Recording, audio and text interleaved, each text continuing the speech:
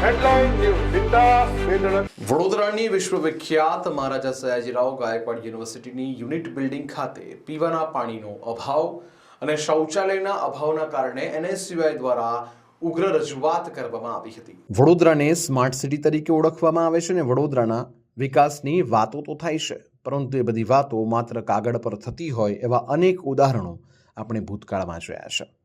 વડોદરાની એમએસ યુનિવર્સિટીની જો વાત કરવામાં આવે તો એક સમય હતો જ્યારે એમએસ યુનિવર્સિટી વિશ્વવિખ્યાત હતી, વિશ્વમાં એનો ડંકો વાગતો હતો।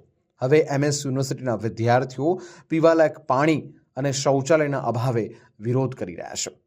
વાત કરીએ વડોદરાની એમએસ યુનિવર્સિટીની તો યુનિટ બિલ્ડિંગ ખાતે પીવાલાયક પાણી અને શૌચાલયનો અભાવ છે, જેને પગલે એનએસયુઆઈ દ્વારા આ બાબતને લઈને રજૂઆત કરવામાં આવી હતી અને વહેલામાં વહેલી તકે આ બે સુવિધાઓનું નિવારણ કરવામાં જણાવ્યું છે। જો 2 દિવસમાં આનું નિવારણ લાવવામાં નહીં આવે તો યુનિટ બિલ્ડિંગને તાળાબંધી કરવાની ચીમકી એનએસયુઆઈ દ્વારા આપવામાં આવી છે।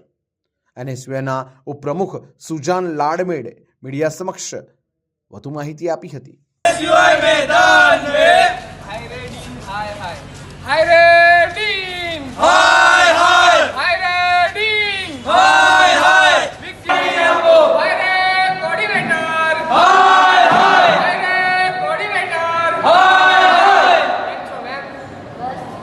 आपका सही लगा ये टाइम पे आप यूनिवर्सिटी आते हो, आपको तो पता होगा कि बात है 3 दिन से, चलो 3 दिन से यूनिवर्सिटी को आपने लेटर लिखा है, सुबह भाई आ रहे हैं, लेटर आपने लिखा तो उसकी जगह पे आपको पानी के जग तो मंगाने चाहिए थे मैम।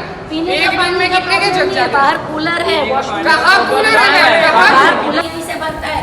शाम को इधर सैटरडे को पानी आ रहा था, जेके पंड्या सर आया था, पानी यहाँ ने आगे सैटरडे को पानी, शाम के बाद मंडे है मैम, मंडे है आप मंडे है अभी इतनी सी बात મેં એમની નોંધ લીધી છે। વોશરૂમમાં પાણી નથી આવતું, મને જાણ થઈ, મેં લેટર લખી દીધો છે। શનિવારે હું અહીંયા 6 વાગ્યા સુધી બિલ્ડિંગમાં હતી, પાણી અહીંયા આવતું જ હતું। હા, પીવાના પાણી અહીંયા મોટું આટલું કુલર લાગ્યું છે, પાણી આવતું જ હતું અને જેકે પંડ્યા સર પણ અહીંયા હાજર હતા। હાલ પાણી નહીં આવતું એ વિશે શું કહેશો? તો અમે મંગાવી લઈશું, વાત પતી ગઈ। જ્યારે વિરોધ થાય ત્યારે જ પાણી મંગાવવામાં ના, પણ જ્યારે પાણી એટલે મને તો જો એક વસ્તુ છે, કાલે રવિવાર હતો, શનિવારે પાણી આવતું હતું, બરાબર છે।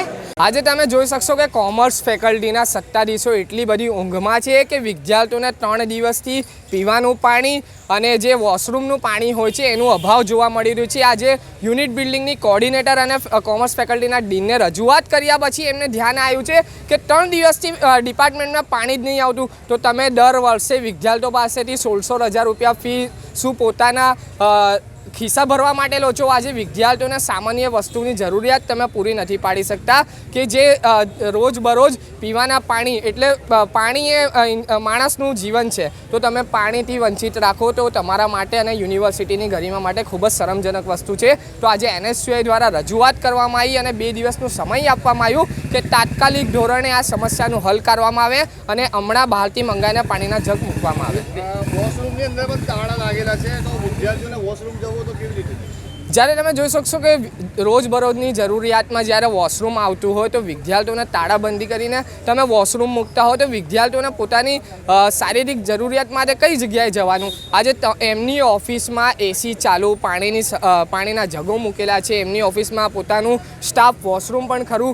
આ વિદ્યાર્થીઓની યુનિવર્સિટી છે, વિદ્યાર્થીઓની ફીઝમાંથી તમને પગાર મળે છે, તો વિદ્યાર્થીઓને ફેસિલિટી નહીં આપવાની અને તમને મળે એ કેટલી મોટું પ્રશ્ન છે। આ 2 દિવસમાં નિર્ણય નહીં આવે તો આગળ શું પગલાં લે? આ 2 દિવસમાં નિર્ણય નહીં આવે તો કોમર્સ ફેકલ્ટીની યુનિટ બિલ્ડિંગને તાળાબંધી કરવામાં આવશે અને જ્યાં સુધી આ સમસ્યા સોલ્વ નહીં કરવામાં આવે ત્યાં સુધી એનએસયુઆઈ વિદ્યાર્થીઓના હિત માટે લડતું આવશે।